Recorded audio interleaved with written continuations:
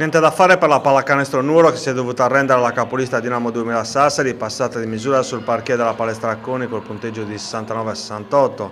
Per la formazione sassarese, capolista del girone unico della Serie D regionale, si tratta della quinta vittoria consecutiva. Un successo non facile visto che i Sirbones hanno lottato fino alla fine per ottenere la seconda vittoria stagionale dopo quella conseguita nella trasferta di Alghero. I sassaresi, nonostante le tante assenze, si sono però confermati anche a Nuoro squadra di spessore, mentre i nuresi hanno dimostrato di potersela giocare con tutti. Quanto alla sfida, la Dinamo 2000 Sassari è partita forte aggiudicandosi la prima frazione col punteggio di 22-15, un trend positivo per gli ospiti che è proseguito anche nel secondo quarto, nel quale hanno respinto il tentativo dei nuresi di riavvicinarsi. Le due formazioni sono andate a riposo lungo sul punteggio di 41-31 per i sassaresi, con un +10 che lasciava loro un buon margine di vantaggio da amministrare nella seconda parte della sfida. Ma i Sirbones sono rientrati in campo con l'obiettivo di accorciare le distanze prima e poi tentare il sorpasso.